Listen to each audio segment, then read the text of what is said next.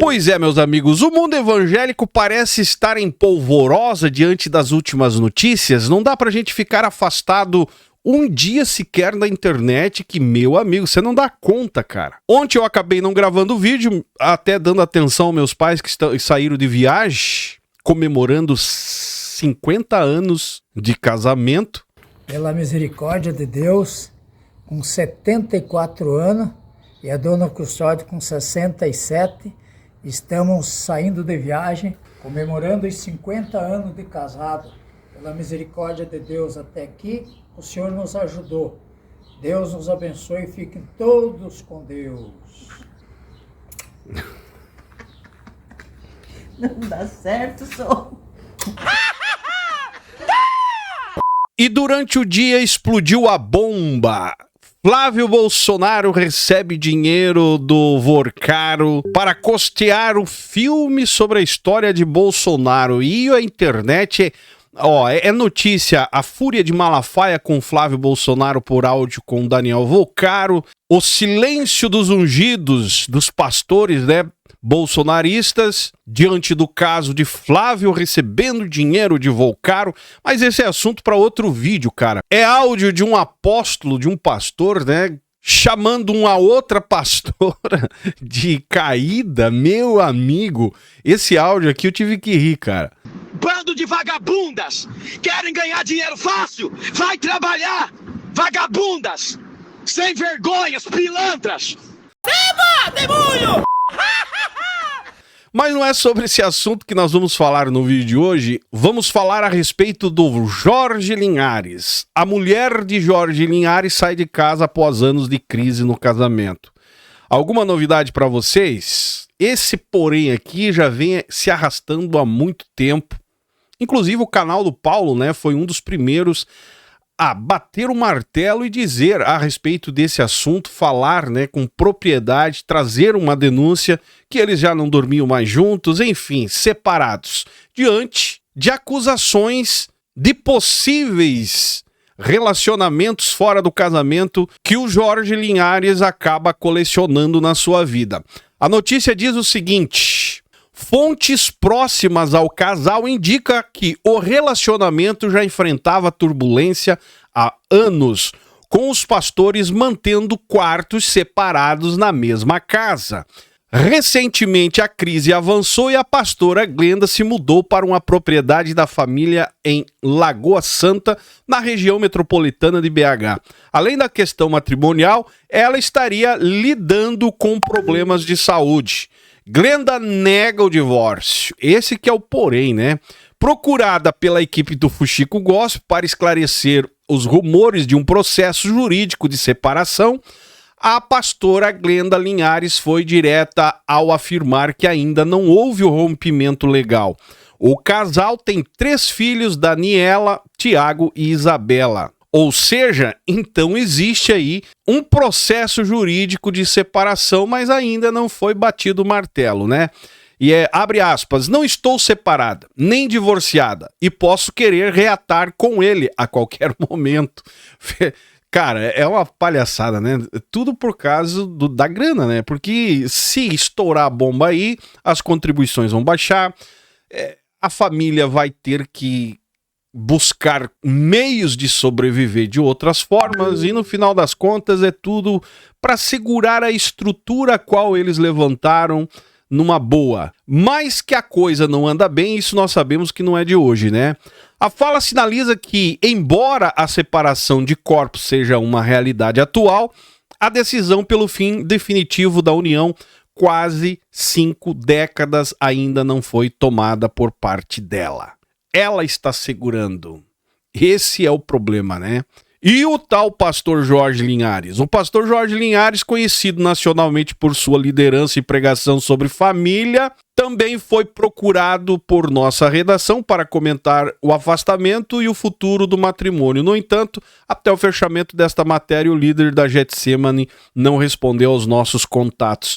Mas tem um vídeo dele rodando na internet, aonde muita gente comentou a respeito. Vivendo separados de casa, ele ainda prega esse tipo de mensagem, meus amigos. Lembrando que é anos que eles estão nesse impasse. E durante esse tempo ele solta esse tipo de mensagem aqui, ó. Eu sou o seu amado marido, bom, pelo menos eu espero.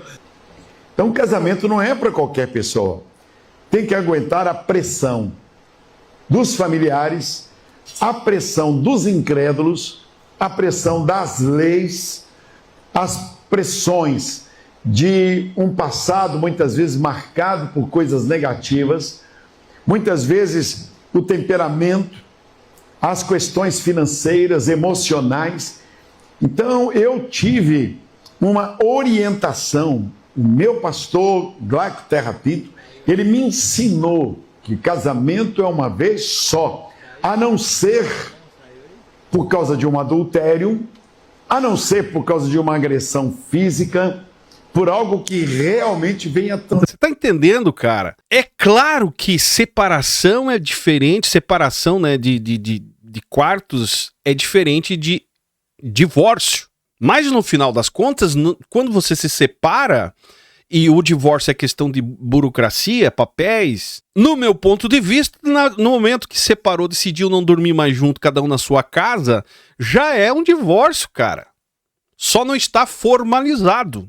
E fica estampada a hipocrisia, né? De tentar remendar, fazer um jogo de cintura de que uma coisa é diferente da outra. Ah, mas estão separados porque a esposa está doente, é o que mais comento, né? Preciso ficar num lugar mais tranquilo, a esposa não pode... No final das contas, o problema é a doença. Mas o casamento não é na alegria, na tristeza, na saúde e na doença, os dois juntos, já começa por aí, é antibíblico também, cara. Mas eles tentam trazer, né, fazer um malabarismo para tentar passar a ideia de que estão sendo aquilo que passaram para a igreja o tempo todo, de homens intocáveis, poderosos, santos, ungidos do Senhor. Mas, na verdade, para mim, não passo de hipocrisia. Assuma, né? Trazer uma transformação, mas fora disso, não tem brecha. Não tem negócio de ficar casando daqui, dali, acolá. Todas as pessoas, todos os grandes líderes que eu conheço, com raríssimas exceções, tá? Que tiveram o divórcio na vida, nunca mais o ministério deles foi o mesmo. Por quê? Porque o casamento é uma coisa muito séria. Eu escrevi esse aqui, Quebrando Maldições na Família, Bênção e Maldição, o divórcio.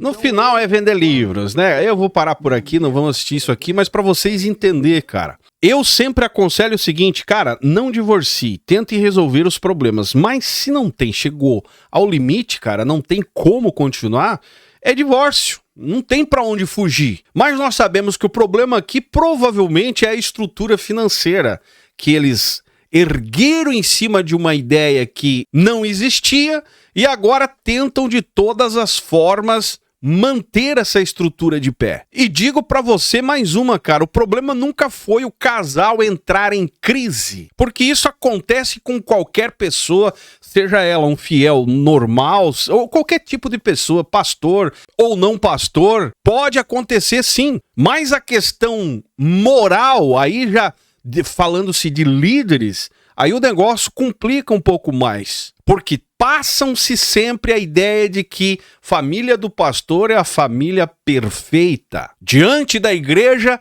é a família divina, a família de exemplo. Porém, nos bastidores, dormindo de quarto separado, vivendo essa vida de aparência.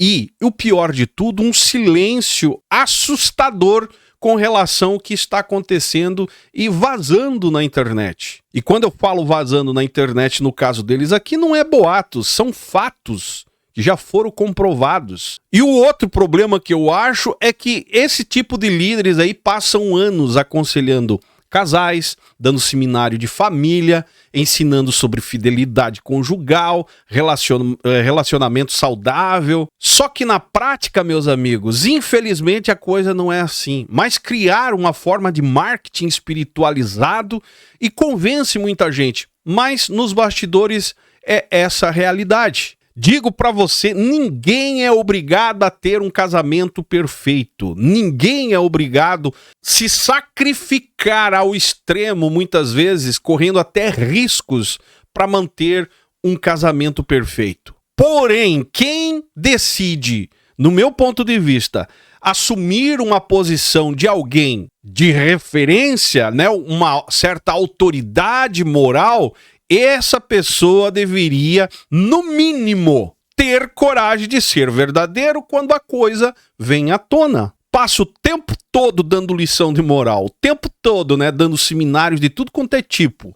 Fidelidade, ser verdadeiro, comprometimento. Mas aí quando acontece com ele, a maioria dessas lideranças tentam tapar o sol com a peneira e não assume a verdade. Nem sequer uma nota a respeito do assunto. E aí fica na internet, aí todo mundo falando o que quer, tirando as suas conclusões, causando maior dano para o tal reino de Deus a qual eles dizem, né, fazer parte. Uma coisa que essa gente precisaria ter em mente e acabam não tendo é que a imoralidade não é o casamento acabar, mas sim é tentar transformar uma vida destruída, quebrada, como propaganda de santidade, cara. Enquanto a poeira eles ficam tentando empurrar para debaixo do tapete e mostrar que o que a mídia fala não é verdade, o que estão comentando são boatos, eu só estou curando a minha saúde, cuidando da minha saúde numa casa separada, enquanto ele tem um tempo ali para ter comunhão com Deus, preparar o seu sermão e ir para a igreja. Ou seja, cara, criam-se mentiras para poder passar para o povo e a maioria acaba engolindo. E eu encerro o vídeo dizendo para você, cara, infelizmente, o povo que mais fala de libertação, de casamento perfeito, é o mesmo povo que criou um sistema onde o líder é proibido assumir fraquezas.